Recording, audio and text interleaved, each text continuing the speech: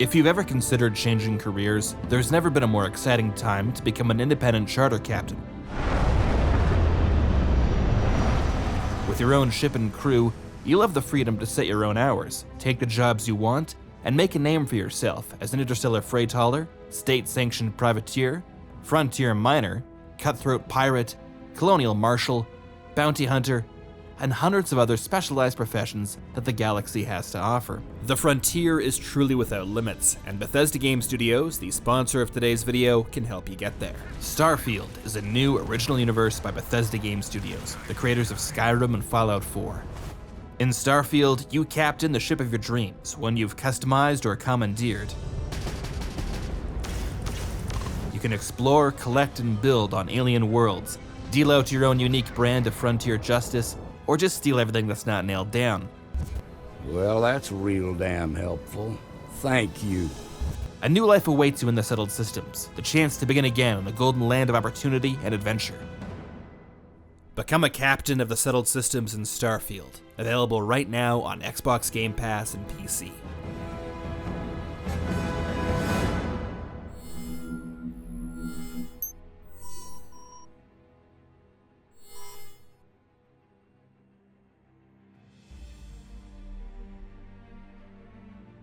The end of the Earth was not the end of humanity. When the change to the planet's magnetosphere was deemed irreparable, a coalition of national governments and corporate interests marshaled their resources and delivered to mankind 1,000 new worlds on which to grieve for the one they lost. It was out here, in what would become known as the Settled Systems, that the legacy of Earth and all its peoples would continue. And it would do so under a new nation, a shimmering beacon of civilization known as the United Colonies. The preeminent superpower of the Settled Systems, the United Colonies binds together the most affluent, cultured, and developed worlds in human space. In nearly every metric of state power, it holds a commanding lead. The United Colonies administers the most territory, possesses the largest population, boasts the most developed economy, commands the most capable military, and leads in the most advanced technology. Many of its worlds are highly developed, with cities of millions rivaling those once found on Earth. Its interstellar infrastructure is similarly advanced, with a network of stations and outposts bound together through vast transport fleets. Its citizens regard the United Colonies as a place of opportunity, innovation, and prosperity, yet also as a powerful, necessary force in promoting peace throughout the Settled Systems.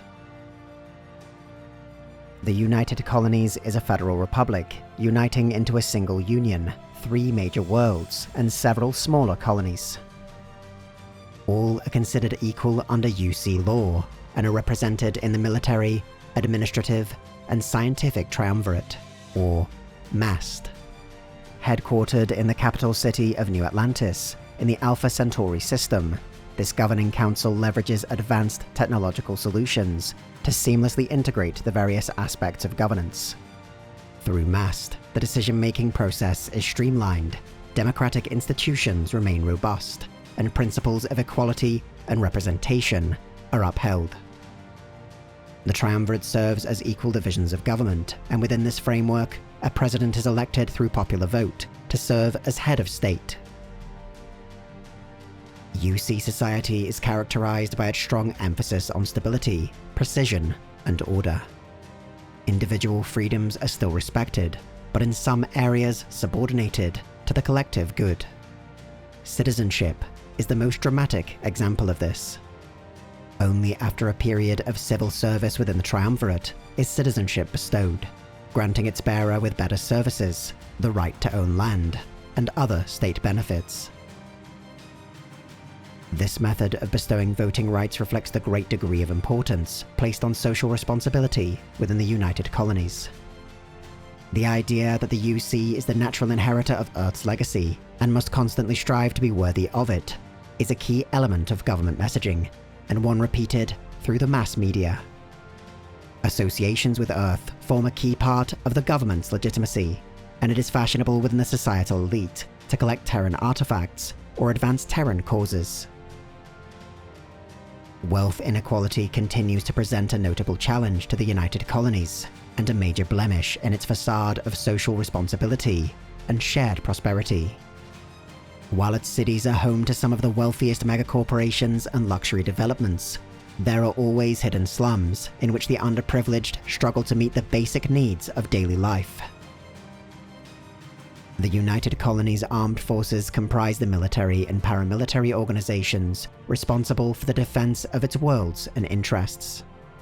It consists of three main branches: the United Colonies Army, Navy, and Systems Defense.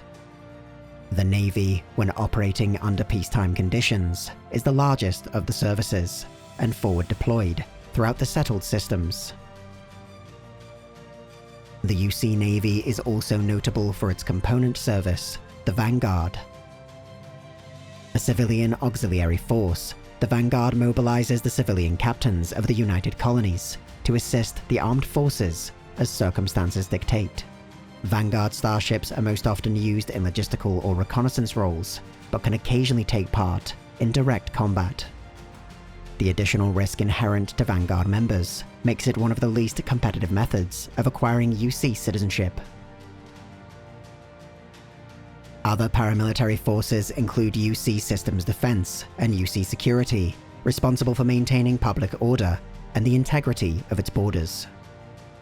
An intelligence service known as Aegis, though officially under civilian oversight, also works closely with the military apparatus, responsible for covert operations, threat assessment, strategic analysis, and monitoring potential security risks, both domestically and abroad.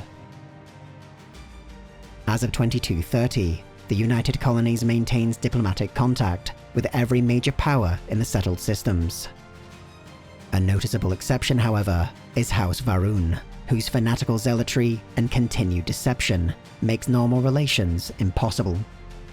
The Freestar Collective is considered the UC's main rival, and growing tensions make another war a very real possibility, even if neither side would likely benefit from it.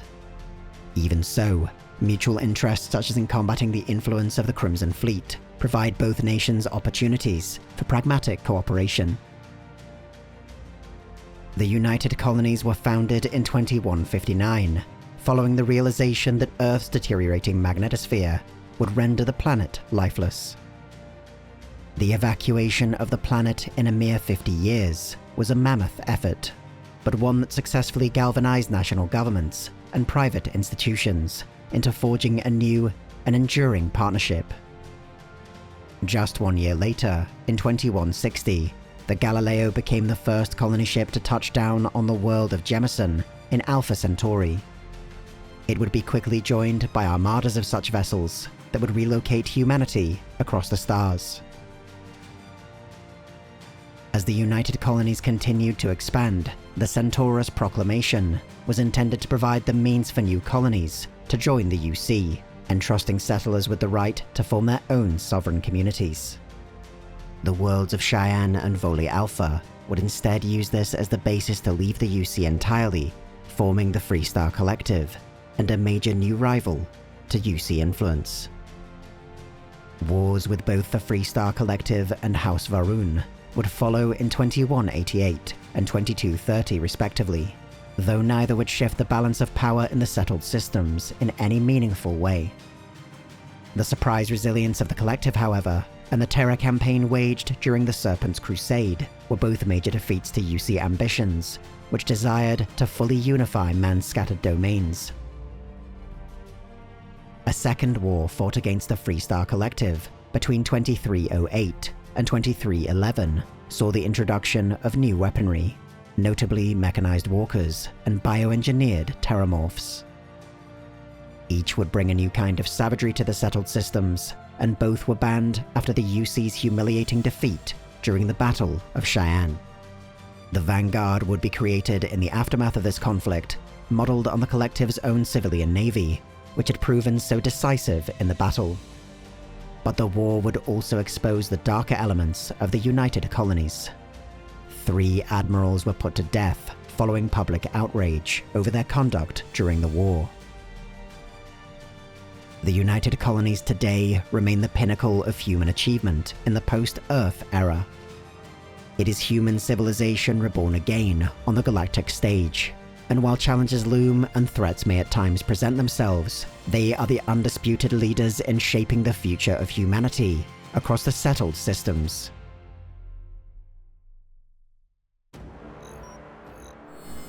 Thanks again to Bethesda Game Studios for sponsoring this investigation into the United Colonies. If you'd like to walk the streets of New Atlantis for yourself, enlist in the Vanguard, or steal some starships on behalf of the Freestar Collective, you'll have the chance to do it all and so much more in Starfield, available September 6th on PC and Xbox.